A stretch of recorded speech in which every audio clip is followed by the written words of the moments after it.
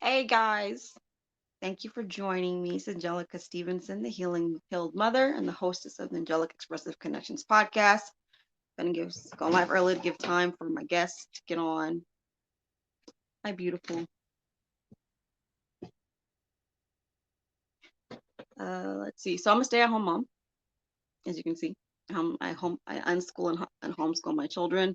I breastfeed two of them, so I'll do my best not to show some breasts, but this is how I do sorry and not sorry at the same time. Yeah. Oh, you want milk?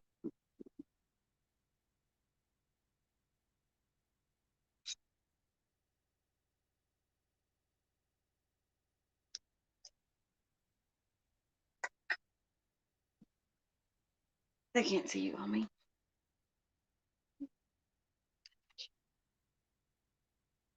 Okay. Careful, my water.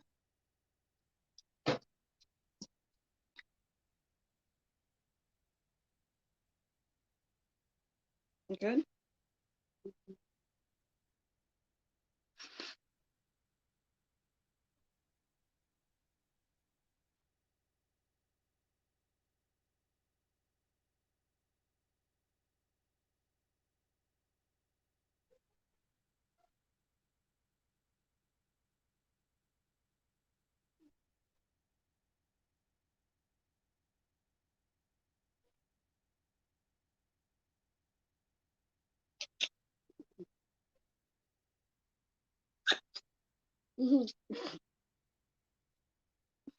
Hey, go shut my door.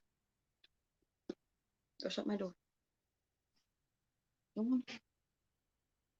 Go shut my door. Thank you for joining. Glad you're here. We'll begin promptly at 10 a.m. I'll be having a special guest and give her time to get on.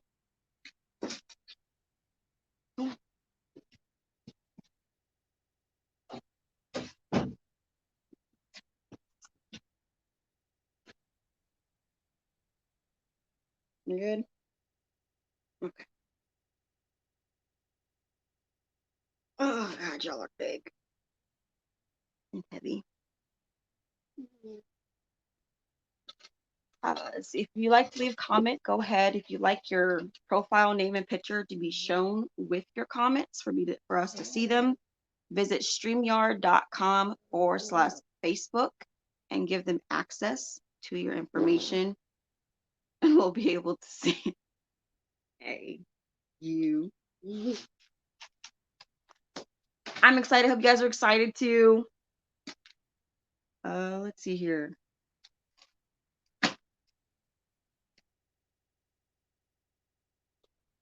You're silly. But you gotta keep my breast covered.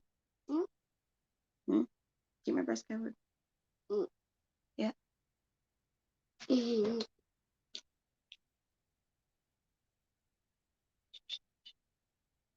Ow. Teeth. Sorry.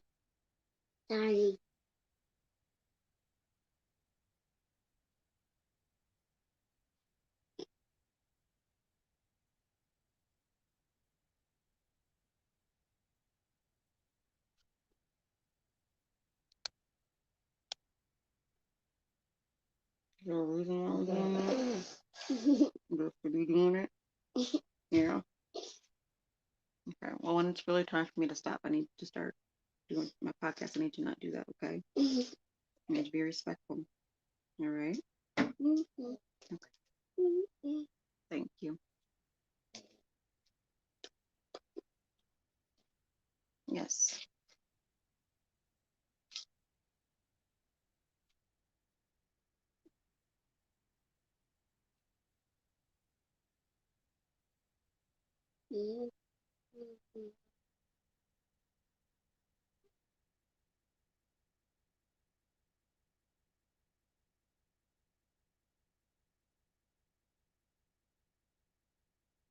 Stop, honey.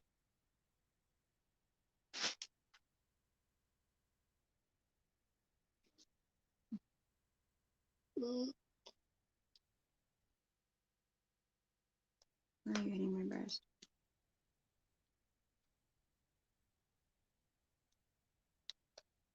Oh, there it is.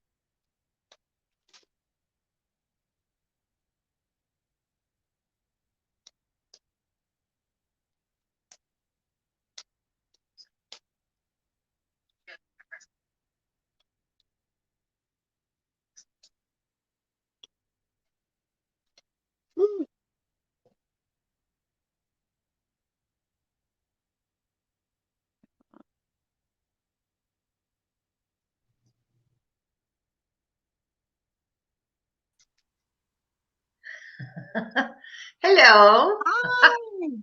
How are you, gorgeous? Good. How are you, beautiful? All right. I just got my first table for my room I'm going to use, and I was putting it together an hour ago with screws and bolts. So I had Oh, you did it. Yay. That's awesome. Glad to see you.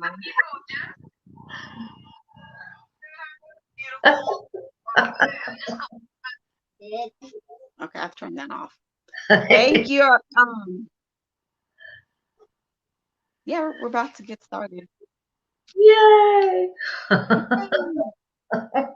you happen to, I should ask this earlier, do you happen to have your books to show, like when we start talking about them? Yeah. Okay. One in front of me here. Awesome. Woo. Woo. Yay! There we go. We're rocking it, girl. Yes, we are. Oh, How's dude, your week? it's going good. It's going good. How about yours? Yeah, good. Mad at work yesterday because I'm a teacher with the key workers. So we had a few in a bit meltdown, but it's good because it's my day off today, and then I'm back again tomorrow. So yeah. Go ahead. Yes, go ahead. My son's having a meltdown about a maths test he had to do online, so I had to write to his teacher saying he's in overwhelm with all the work and that he hasn't done it properly. And I said, I don't care about his results. I care about his mind. Shut my door, guys. That's awesome. Yes, y'all can get cereal. Can y'all shut my door? Anybody? Oh, God. Anybody? Can y'all shut my door? That mummy's Okay. dog. Right. So, all right, it's 10 a.m. Let's do this. Hey, happy new day, new afternoon, new evening, and new night, kings and queens and queens and kings. This is Angelic Stevenson, the Healing Healed Mother, and the hostess of the Angelic Expressive Connections Podcast. Thank you for joining us. If you're watching the replay, thank you for watching. We appreciate it. Make sure y'all share and, oh, there's people coming on. Hold on. Show up. Hi, we've got a guest. Hi, thank you for showing up and being here. We appreciate y'all. If y'all can go chime into the conversation as well. Thank you for joining us, Queens. Make sure to share and comment. And if you'd like to leave a comment and you want your face and your picture to show, go to StreamYard/Facebook and give access to them so we can see your comments. And that's it. All right, let's get started. Today's episode is 57. It's called Parent to Parent, and topic is how to basically heal yourself and heal your inner child and parent yourself while being a parent at the same time. And I have a special, yes, honey. Yes, come in. Yes, go ahead. Just go do y'all things. Go. I'm a stay-at-home mom, so you will have interactions, not interruptions with my children. They're interactions, so you can also learn from that too. And I also breastfeed too, so I'll do my best to show some breasts. However, if you know me, sorry and not sorry at the same time. If not, now you do. Okay, so best-selling author with me, it's Amanda Ryall Hill, and she's gonna be helping us talk about the importance of healing our inner child and how to heal ourselves as individuals first, because we're still people as parents, right? We're still people. Right. Parents is just a hat and a role that has been added to us as a man or a woman, and that still needs some loving and some care and some work too. And that also affects who we are as a parent as well. So we're gonna just do that. Y'all ladies ready? You ready, Miss Amanda? Thank you for having me. Hi, can you say hi to Amanda? Can you say hi to everybody? Hi, everybody. So I'm Amanda, and as Angelica has already said, I am a teacher. I'm a mother of a 13-year-old, but I'm an author of an adult's book, which is I Choose Me. because that was my big revolution that I hadn't ever chosen myself. And working with children, I realized that emotions that we all have, younger children really have difficulty naming them, understanding them, and that they're not them. They actually just like roommates and come and go. So I've created the series The Mood Munchers, which are characters who are our emotions, and they can relate to them as those characters coming into them for a certain time and then leaving. And I think I'm using those in schools, and that's really helpful. Yes, I actually ordered all 3 books of the Mood Munchers, and we can actually start with that. Yes, we started with rage, and what I do with my children is when I read it, I ask questions like, "Have you ever been angry before? Has mom ever been angry before?" And seen that anger. And one of the things I've seen is that also experience that parents aren't supposed to show their emotions or share emotions. We're supposed to like hide away any sadness or things. As adults, aren't we? That we know it all, and that's absolute rubbish. Because at the end of the day, before we're adults, we're human beings, and depending on our past and how we've reacted to our own families, that affects how we are in our jobs, how we are in our family itself, how we react to situations, whether they hit our triggers. And what I've learned to do is hold. And that's a big hold, because my most thing, especially with anger, and I lost it this morning with my husband, I've got to say it, because he was talking about, of all things, a gusto delivery, and said he wanted to go down because Alessandro, my son, wasn't eating it so well. And I just went into the old me, going justification why we should stick with that and not go back to the old ways. And then I just stopped myself and I went, what am I doing? And I apologized to him. I did leave a little note and I said, yeah, that was a bit of overwhelm with me. But they've got to realize that that's part of being who we are. And it doesn't mean that we're that way all the time. We've sorted it out within half an hour. Right. But it was me actually recognizing that I had lost it and actually explaining it, because nobody knows what goes on in your head. I often say to children in school, do you think Mrs. Hill can pick up your head, look inside your brain and see what's going on and then close down? No, I can't. I'm not that clever. Right. Exactly. And that's what I told my children when I started on the journey of wanting to do things different, because I came from a background where I was told to like hold my emotions in.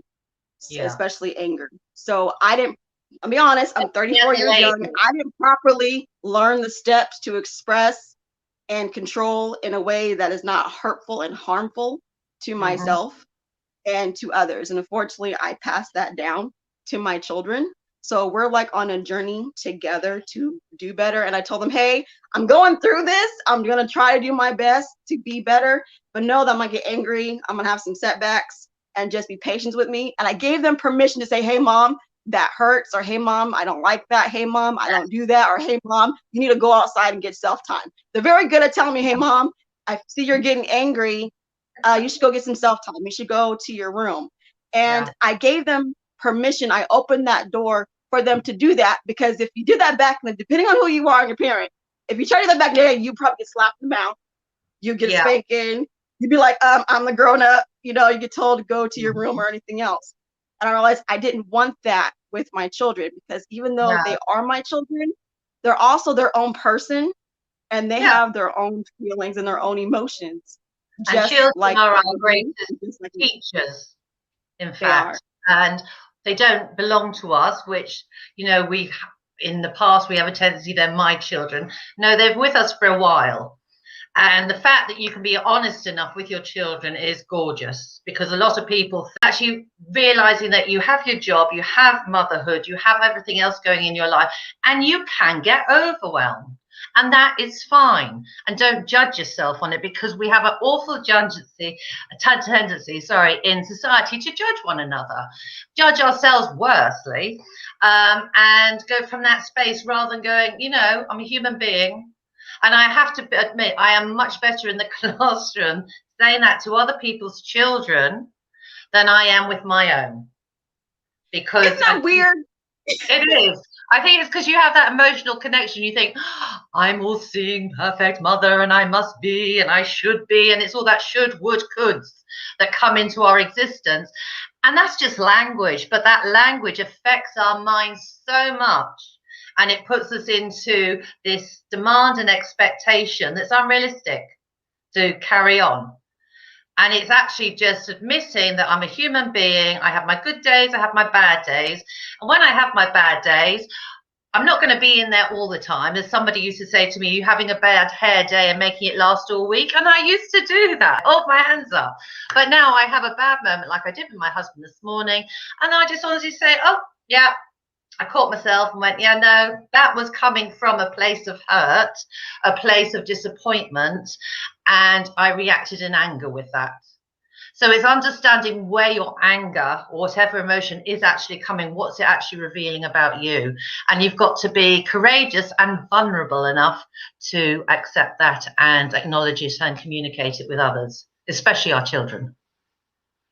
That's very true. I had a similar experience with that where I realized I was treating my children different than other people, and that didn't make sense to me because I realized, hey, this is my own flesh and blood. I should be just as easily patient and all that with them, but I wasn't. And it was very hard to admit that. But then once I did, I began to get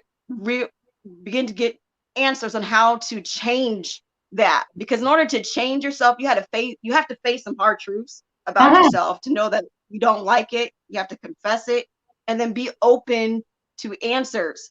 So one of the ways that helped me to start doing that is I had to start not just seeing them as my children.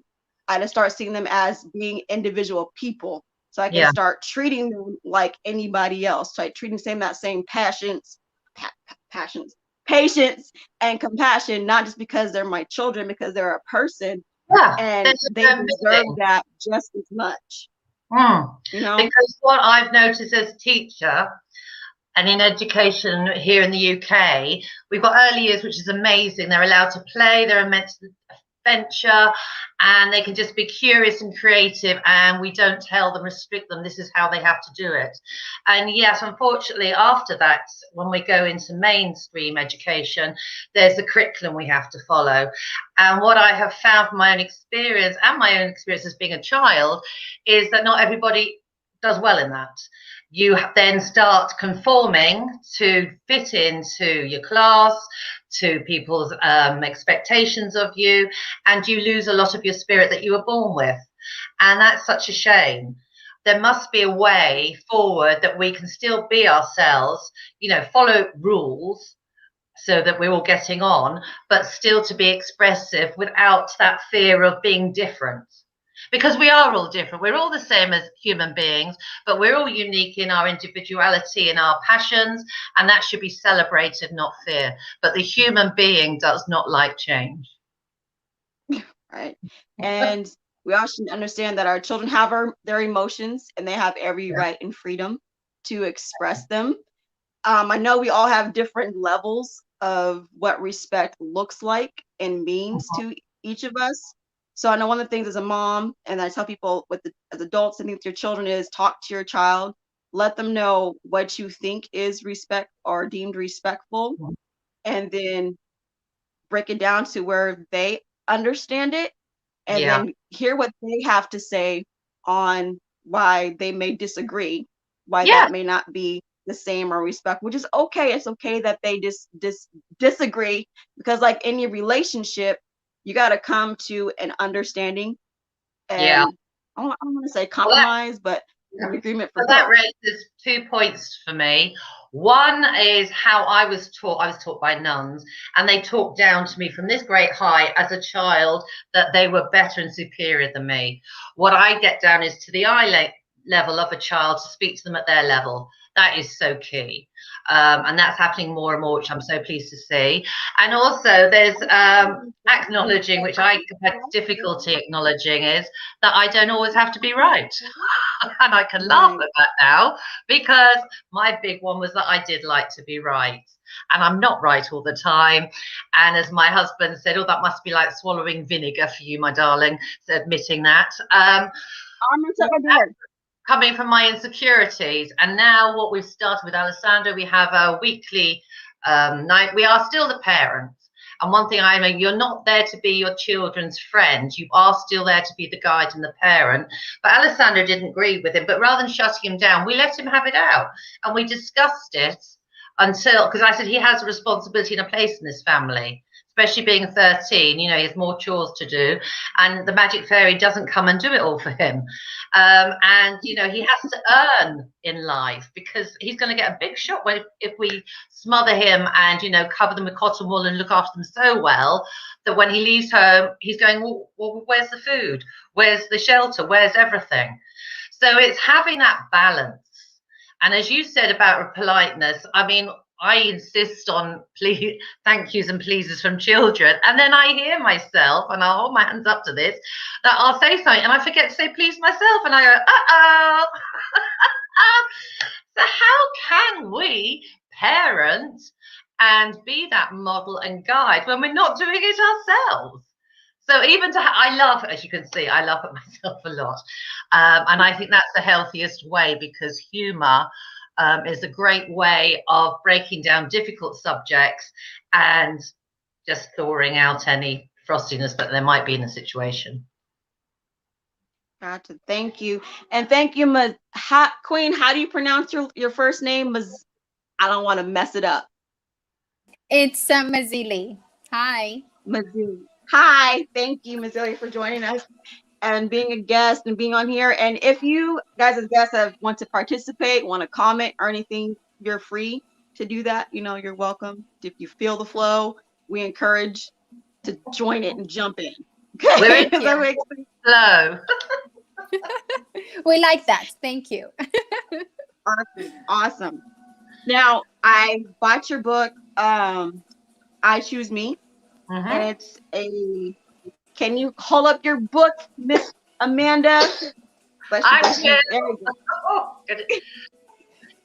Choose Me, and the catchphrase, which is, and it did come to me, loving yourself is your own magic wand. Because what I realized, I was expecting the love I wanted and the respect to come from everybody outside me, my parents, my sisters, my friends, my teachers, even my husband, and the Fina relationship. And I didn't love myself. I just thought I was incomplete, and I was waiting for somebody to fit their missing puzzle piece into me and make me whole. And I'm 53 now, and I had this huge void that I've started filling up over the last 2 years. And I realized that I'm not the same as everybody else, but my God, I'm worthwhile. And I had to get over myself and my worry of guilt, shame, and all those lower level emotions that people do not like talking about, let's be honest, and put it out there. So my book is out there, and I haven't had anything held back. And quite frankly, now my attitude is, thank you for your opinion, but what you think of me is none of my business. That is a phrase that I hated, and I was saying, oh, yes, it does matter what you think of me, because I was trying to look good and seem in control. And I think as parents, that's what we think, because we're adults and we're mums and dads now, we should do. And that's just not the case. If you believe in yourself and you love yourself truly with your heart, and you are self-disciplined, so I get up in the mornings now, I do meditation, I do journaling, and I spend that time for me before the house is awake, and it makes my day flow so beautifully. And if I'm a bit lazy, and I'm not saying I'm perfect, and there are days I miss it, it all goes to pots. And it's realized because I haven't given myself the self-love and that time, because I thought, my mind was saying, oh, just stay in bed for another 10 minutes under the cozy covers. And actually, you've got to discipline your mind, self-love yourself, and your soul, my spirit, as I like to call it, can be joy. And then I can show up as joy and abundance and love to the people I interact with. But I do need that time for myself. And as mums, we put the needs of our children first. And although there's nothing wrong with that, if we are ignoring our own needs and those of our inner child that was wounded as an inner child, as a younger child, and we haven't fixed that, we can never parent from that sense of strength and inspiration. That is my goal for everyone, because we've all got it in us. That's beautiful. I love that. Parent from a strength of. I love that. And if you think of yourself as a parent and the parents that you have and that you've experienced, that helps you to realize and decide how you want to treat yourself when you're sad, when you're angry, when it comes to like self-love, when it comes to regarding your children. How do you want to respond to yourself? I know being waking up, like getting your own self time as a parent is Yeah, very important. I know I've had a hard time with that because I felt bad and I felt guilty, yeah, but I yeah, realized I was losing my sanity a little yeah, bit, and then I went into a depression mode without yeah, even knowing it. yeah. And But that's so and my easy to husband, do. right, and my husband had to like start forcing me to get self time. She's like, you know what, you need to get off your parent hat, mom hat, and just go be you. And Yeah, I was like, I get that. But it was hard for me to do because of the guilty feeling. And then I would yeah, always think, wait, he's not going to do it like me. Got to come back. He has to cook the food right. What if this happens? I have to call. And I would always just miss them like right away. So with time, it got easier to be away and not to call like every 5 minutes. But yeah, I still thought about them. But yeah, sometimes it is very important that we have to say, even though, yeah, we're a mom or yes, we're a dad, we're still our own person. yeah, And we need to take time to self evaluate. I call it the power of self evaluation. You need to evaluate your own self to yeah. be the Know who best you parent are. you can Because be. before you were, because I did notice this, because I was obviously Amanda, and then I had Alessandra, and then I was referred to as Alessandra's mummy, and Amanda disappeared. And she disappeared for a long time. And I thought, oh, fine, I'm a new person. But I'm not. It was just another role or a mask or a hat that I wore, and I took on thinking, yeah, this is new me. But I didn't find it easy, and I had lost myself. I didn't have any interests outside of Alessandro, no friends except for the parents who were similar age children, and I was lonely. Mhm. And it was actually thinking, no, stop. And actually thinking, what do I? So I took up sailing. I started coming back to me. I love it's as simple as a hot bubble bath of an evening, and that's my time. So I can decompress between coming in from school before I go to interact with Alessandro and Martin, because otherwise you can carry your whatever, the baggage of the day with you into the house.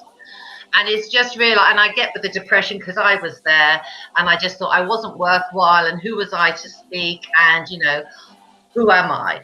And it's actually in loving myself that I had the guts to put pen to paper to make these books, and then move on with children's books because they are our future. And if there are tools that can help parents, teachers, and children to name emotions and see them as funny things and things that are characters that will come and go, and you are not happy, you are feeling the happiness, you are feeling the feeling, you are not the feeling. And that's what I was very confused as a child. I am Amanda. Even that is just a name given to me. I am more than that. I'm a teacher, mother, a friend, sister, but I'm also a soul that's full of joy, quite playful sometimes, and then I can have my responsible side. But it takes a bit of everything, and you can't dismiss one from the other. And I think with the responsibility of parent and the overwhelm, sometimes you can think, oh, no, no, no, no, it's got to be this way. And if I don't show up this way, I'm going to be judged by others. Because I can remember just before Alessandra was born, there was that film Knocked Up, and this woman was giving birth. And I just was in the cinema with my husband. Alessandra was 3 weeks away, and I ran out of the cinema and said, I'm not giving birth to this child because I don't think I can take the responsibility. And he had to charge out the cinema after me. He went, what's it? I said, no, no, do you not understand how important this is? Oh my goodness, I don't think I'm ready. But are you ever ready for anything? It's the fear. And it was the fear then that stopped me, in my tracks. And it's actually realizing every human being has fear in them, but acknowledging that fear, you can get over it. And that's what I embrace and I tell people to do. And there's nothing wrong in making mistakes, and you learn from them. Right. Exactly. That's what I'm telling you. It's okay to be afraid. Just don't let your fear stop you. Just don't stay in the fear so long that it stops you from doing and getting what you want to have. And the way that we respond to our children as depends on either how we were responded to as children or how we wanted to. Like I know I wanted to do different. I said, I'm gonna be different than, I'm gonna be awesome. And then, however, once I was actually faced with it, it was that went out the window. I went to what was ingrained in me versus what I really wanted. And I realized too, I kept thinking about what I didn't want so much that I actually became it. So that's actually that thought. Like, as a person thinks, so are you. What you really keep paying attention to, that's what you're going to get. Oh, Angelica. I love that. That is so true. But we think we are our minds and our thoughts. And I was so sure I was my mind, and it was my mother's voice talking. And yet, that's just the inner critic that we don't believe. And it's our ego, if you like, and society's programming. And it's our inherited narratives and whatever family background you come from. It doesn't really matter, but you've carried generational stories with you to this point. And I had mental illness and depression in my family. And I thought, no, it's stopping here. I'm owning it. I am acknowledging it and getting over the shame of it, because in my day and age it was a big stigma, whereas happily nowadays it's much more out there and people are talking about it, accepting it, because as humans, we have a mind, and with the busyness of our lives now, we can get to overwhelmed so much and then worry about what other people think. If you have time for yourself, you have, as you said beautifully, when you need time out, you take it. And people who respect you will always respect you for that. And not everyone's going to like you. That's another thing I had to get over. Exactly. And that's okay. You're not here to be liked. That's the purpose on this earth. And I would like you to talk about a part from your book where you went through when you went through an exercise. And this is something I do with my children that I learned to do with myself. And it says you recognize what emotion you're feeling, you name it, you acknowledge it, you sit with it, and then you hear the judgment, which judgment is not a bad thing, guys. Judgment is what it is. Judge just means to examine what you're receiving, to examine what's coming to you. We all judge. It's a natural thing that we do. You have to judge in order who you're going to marry, the clothes you're going to wear, the food you're going to eat, who you want your children to hang out with, what job you're going to get. So we all judge. And I love that you use the word judgment and show different light in that.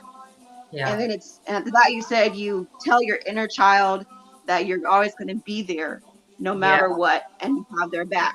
So what got you to that moment to do that exercise with your inner child? It was because I was truly empty inside, and I was trying to fill out from external, from my husband, from outside factors, from shopping, you name it, alcohol at some time, trying to fill in this gap that was inside me, and I felt empty.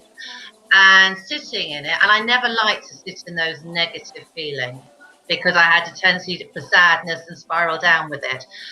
And actually acknowledging it, I realized that my parents had done as good as they could for me growing up with the knowledge that they had in those days.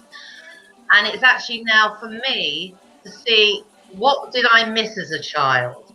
And we weren't a very demonstrative family. We didn't get hugs and things like that. And I've married a very huggy family like that, and I'm getting that, and I make sure I tell. My mother didn't actually tell me she loved me till I was 32, which seems a bit mad, but that obviously had an effect. I felt unseen, unheard of, and I just became a very quiet, withdrawn child, very serious. And what I did is I looked in a mirror, looked in my eyes, and connected with my soul, which is the real child in me. And I saw she was hurt, and I did some meditation with it, and I found her in a mass on the floor, crying her eyes out, being abandoned. And that's one of my negative beliefs, that I'll be abandoned in life. And rather than thinking, well, why didn't my mum, which is the old judgment, the ego judgment, saying, why didn't mum look after me, blah, blah, blah. All I had to say is, right, I'm the adult now. I've got her back. Pick her up, give her a cuddle. And in doing that, I came home to myself. I had the innocent, the curiosity and creativity of that little child that's still inside me, but with the experiences of my life, my age, which I don't regret anything, I could hold her steady and then hold her hand and say, right, now let's tackle the rest of this together, because I'd left her behind 45 years ago. And actually forgiving yourself that, forgiving blaming others, and taking responsibility as an adult that, yeah, you've got your own back. You've got you all your life. You are born with your breath, you die with your breath. People around you will come and go. Your children will come and go. You have you, and you rely on you. But in doing that, you've got to heal from within, find the things that you are missing, and give them back to yourself. And I have done that with mirror work, with that sort of meditation, sitting in the awfulness of that shame, of that guilt, of that then frustrated feeling. And we don't like that. So we distract ourselves and we go and buy something, or we go out with friends and have a drink, or we do something, whatever your tendency is. And it's actually saying, well, no, it's not going anywhere, and let it come through you, because I promise you it doesn't stay forever. And actually, you come out the other side, you think, I've survived. I'm still here. I haven't fallen into a big black hole. I'm still here. And in doing that, I realized I had everything I needed, that I was looking for outside of me, within. And from that, with the child in me and myself, I am now going forward at my age, and I am just with purpose to help others, because nobody's that different that we don't have fear and the emotions that we do not enjoy feeling. I like to ask our guests, if you like to answer, you can. Have you guys ever been through an experience like that before, where you realized you were having some kind of emotion with yourself or your inner child, and you had to come to that point where you needed to acknowledge it, admit it, and embrace it in order to heal and move on and get answers and see better? Have y'all ever been through that before in your journeys? Have. Yes, You know, you 100%. share. You have. Yes. It's if for me, it's actually since about 8 months ago, since I started reconnecting with my inner child, because of I kind of left my younger years between 10 and 13, and I just wanted to bury them because I was bullied at school. So for me, it was kind of like, oh, no, I don't want to talk about that. And I don't need to talk about it because, I'm grown up now and no one is going to bother about it. And why do I have to talk about it? But since I actually started doing some work on myself and reconnecting with my inner child, my life has completely changed. It's unbelievable what it does to you. So yeah, she's my best friend. Yeah. Congratulations. That's awesome. I love that. Thank you for sharing. Any other ladies? Yes, no, maybe, yes. She's thinking about it. Are you thinking about it? She's smiling at me. Yeah, I guess I'm in the same journey as Masili and Amanda, and I guess it's a healing process, right? Where you look back and there are so many things that you carry in your backpack that you have to start throwing away, because automatically you are passing them to your child, right? And you're not even aware of that. So it's very important to be aware of everything you carry, so you don't project it in your child. I love that, Hannah. Yeah, it is, because I think it's the unconsciousness that you don't. You think, I mean, somebody used to say you just live in the past, and I did used to live in the regret of the past and the worry of the future, and I realized I was never present here. Yeah. Because I was just in my mind there, or in the future, or in the past, and thinking the woe is me and being the victim and being the drama of the victim and the story of the victim. And I could, any soap opera on the telly, I could give you one better. And it just took up so much energy. And when I was turning up in my family, I was being negative. And I thought, it's got to stop now. I had had enough of it. And this was where it stopped with me, the buck, and it was my choice. Nobody can do it to me. Nobody can do it for me. But I had to have the courage, and that's what this book was about, to actually acknowledge the things I'd been through in my past, put it out in black and white.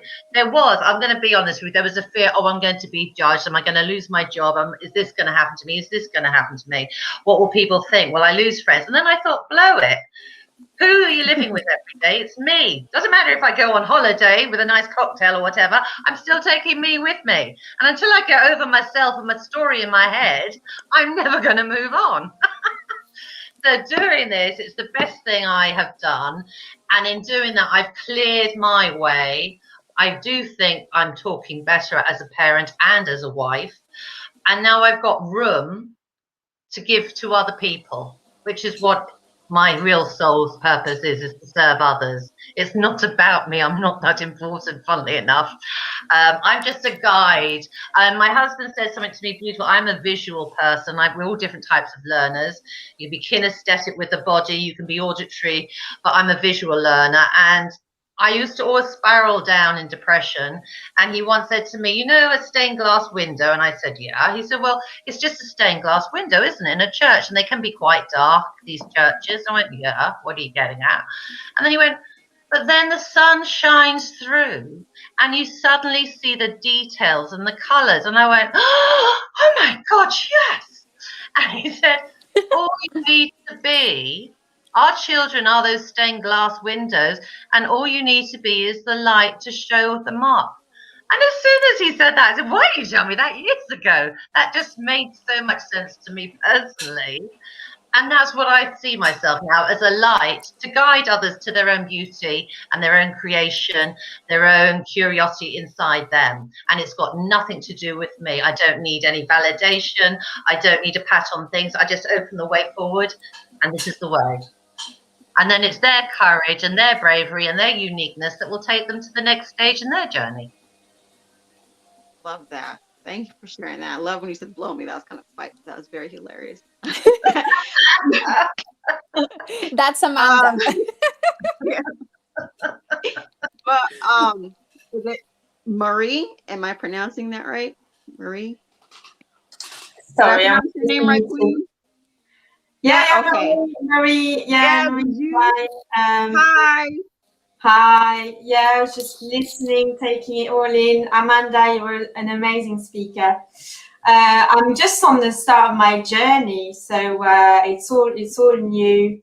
I'm building that muscle, as Anna always says.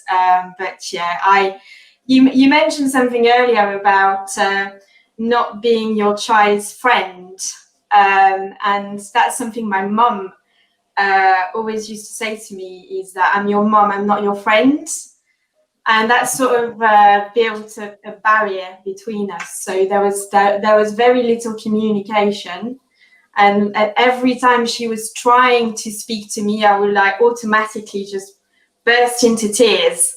And every time I talk about my family issues and the divorce of my parents and the difficult relationships we all have, including with my siblings, I just burst into tears. So now that I'm a mother, I just really want to make sure that I don't pass that on to my daughter, and I just really want her to be comfortable coming to me with anything that she feels.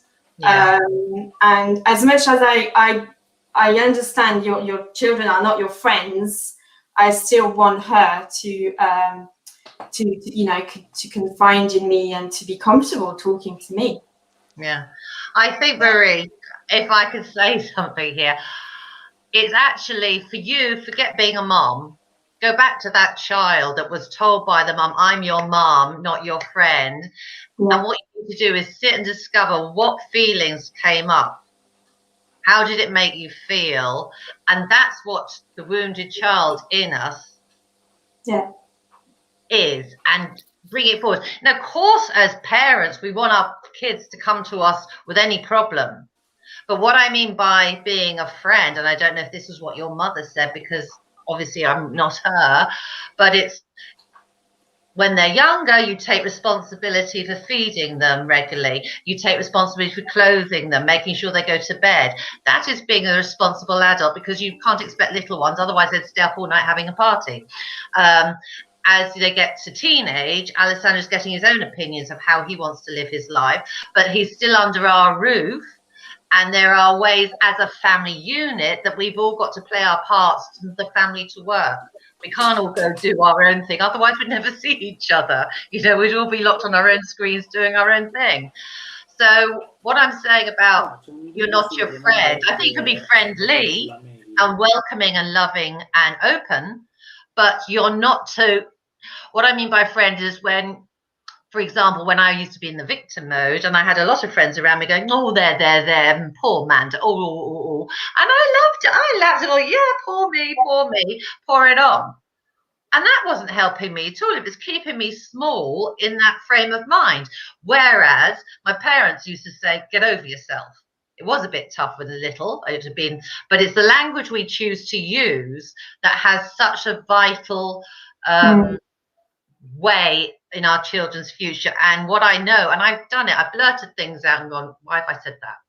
And then I've come back and I'll say, I said this, I didn't mean it. It came out because I was feeling, and explain it that way. And I find children are so much better accepting that than adults are.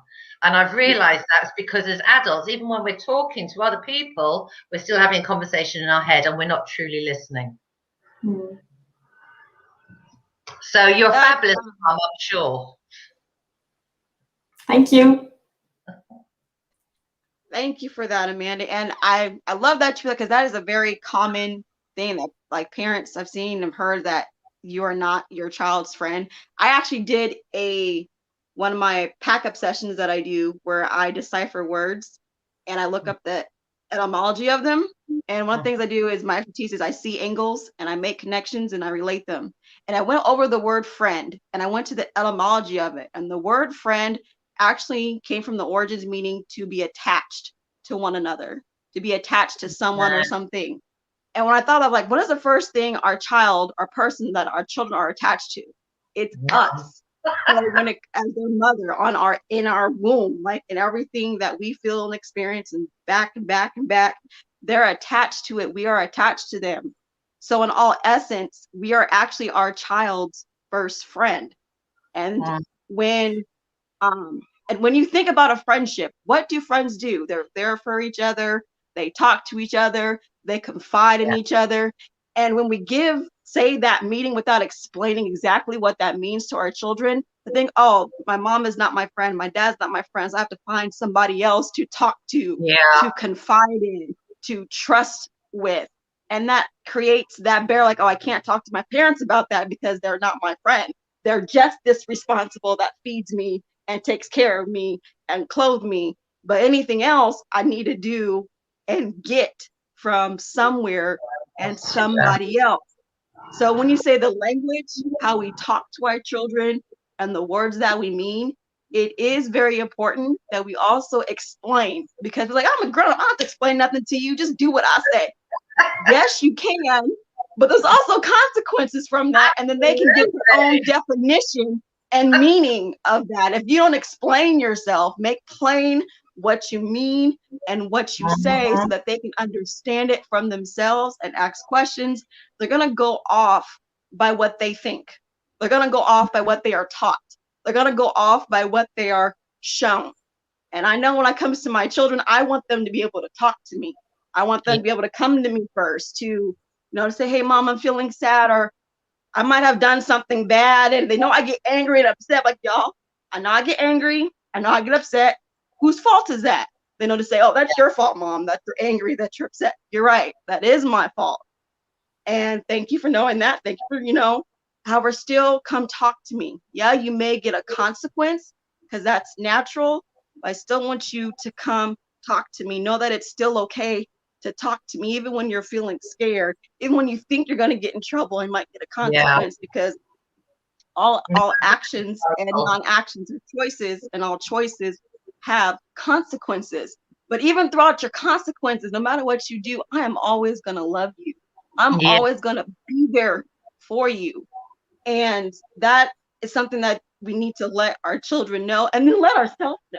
You know, Yeah. we got to let ourselves know too. Like, hey, Angelica, your mom, you get annoyed when your children bother you when you work. It's okay. I still love myself. You know, you gotta be honest with yourself about who you are as a parent, and still love yourself, or even what you think is your feelings, or what might not be the standard, the norm as a parent, so that you can get to your normal, to your standard, and to be your best for yourself, and then for your children too. Because if you don't, then you're just going to be living a lie.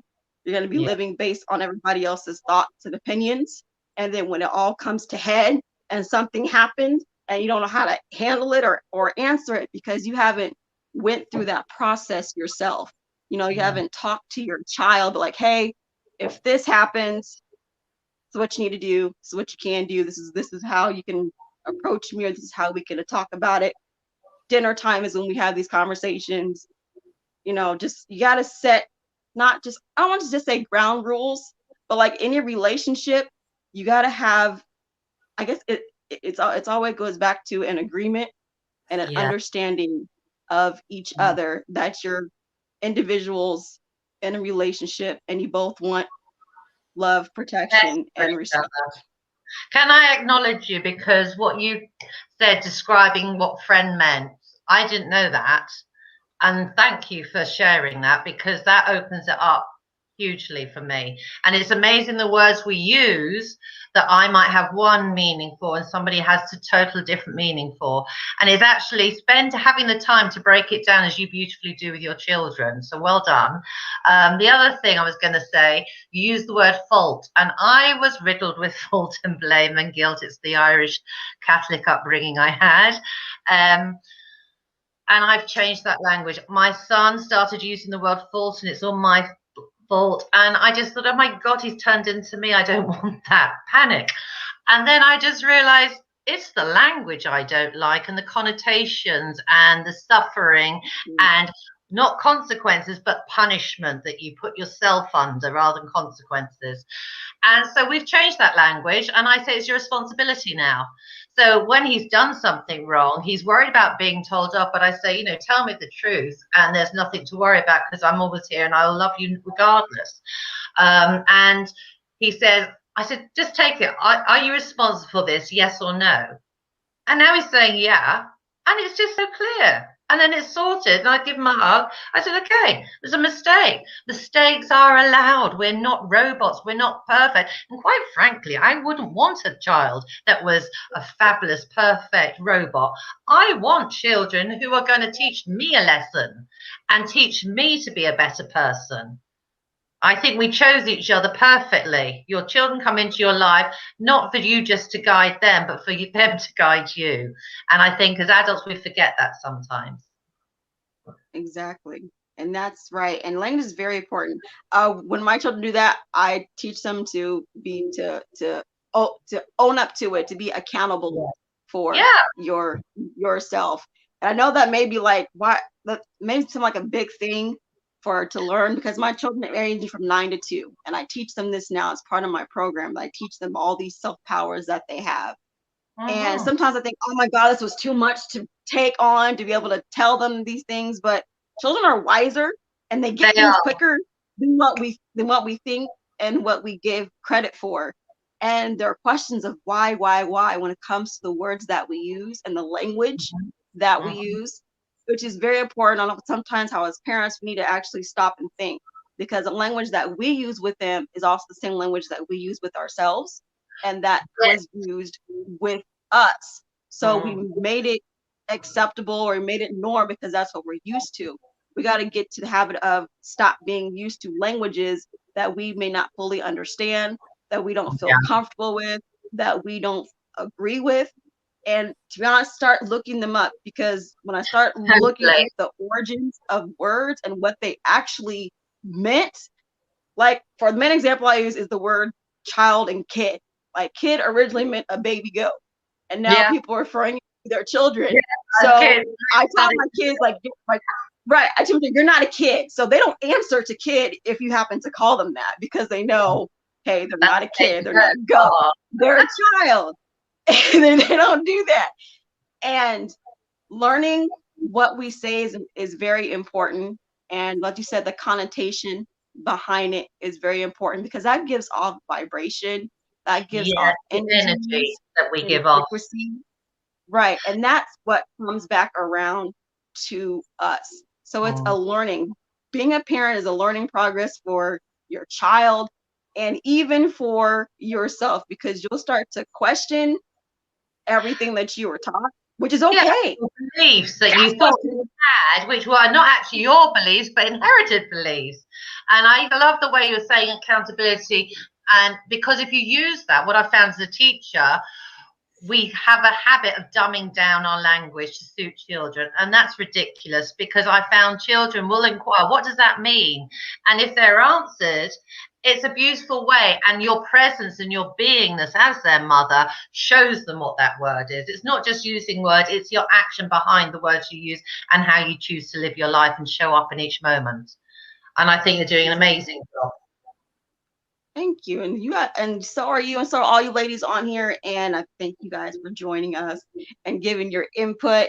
And I know when it comes parent to parent, we need to parent our children how we want them to be their best, do their best, to be themselves. We need to be that same parent to ourselves. We need to tell ourselves, hey, you're doing your best. Be yourself. I will always love you. I will always, like you said, be here for you in your book. And just do you and learn from your mistakes. Learn along the way. Don't stay where you're at. Be accountable, be responsible, be in control of what you can control. Everything else, chuck it. Bye. Yeah. Just leave it. But if the baggage doesn't suit, offload it, as Johanna said beautifully earlier. And I think you are growing as a human being until the day you die. And I always acknowledge that I don't need to know everything, but all the people I meet, all the co-creations, I am blessed because they've come into my life for a reason. And it's actually looking at my inner child and forgiving and with compassion. Compassion is a word that's not used often enough, I think. It is that forgiving love without the judgment that you can give to yourself. And if everybody was compassionate with themselves, you know what? They'd be so much kinder to other people, because the negative energy would disappear through that. That's very true. I love that. Thank you so much. I love that. I love that. Thank you so much. We're almost to the mark time, but I really could go on. I think you're amazing. Can I just say about my children's books, so talking about compassion, this is one of my get it into the line. Oh, there it is. This is Pash, and he's compassion. And I really had a problem as an adult thinking, what does that actually mean? So what I've written here is, my name is Pash, and I show compassion where it is needed. I am full of love and understanding for everyone and want to spread my feelings wherever I go. And that is that energy of feeling of love. And I do think if the world was full of more love and acceptance of everybody, the world would be a much better, gentler place with everybody getting on. And it's just to realize we're all human beings. And I don't care about your background. I don't care about your beliefs. We all are in one in that energy. And if we come with compassion and love, oh my goodness, could you imagine what the world would be like for our children in the future? Yes, thank you. That is so true. Can you let us know where we can find you, follow you, book you, where to find your books? Yes. So I'm on Instagram. Hello, gorgeous. I'm on Instagram at Amanda Ryall Hill. I'm on Facebook on You Choose You Now. I am going to become a podcaster. I really thank you for having me as a guest on your show. And you can find my books on Amazon. So as I Choose Me, look up Amanda Ryall Hill, and you'll find Meet the Boot Munchers and my other range.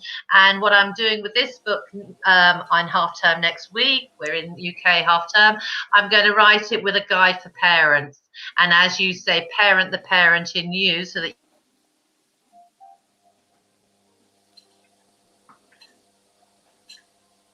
She froze. Did we lose? Oh, we lost her. Oh, there she is. There we go. Sorry, I said it doesn't start with the children, it starts with us. Amen. It does. It does. That's so Take true. responsibility and love.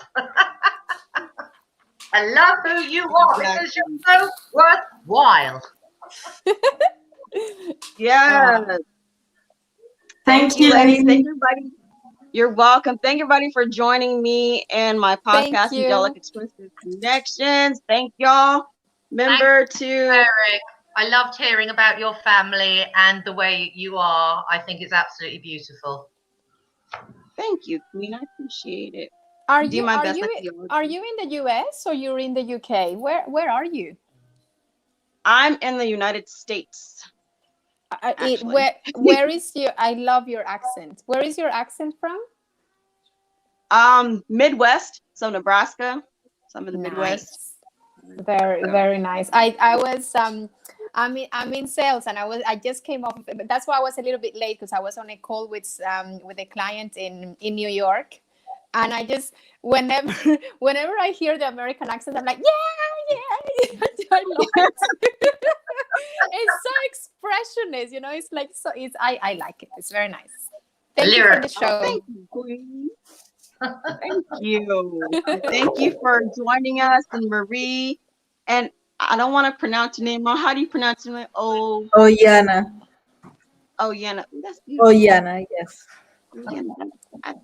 Thank you, ladies. We're queens. Thank you. You're beautiful. Keep showing fabulous. Bye. Well done, Amanda. Amazing. Well done. Thank you for having me. Thank you for being out. Talk to you soon. Have a wonderful day. Yeah, and you. Lots of love to the kids. Bye. Bye.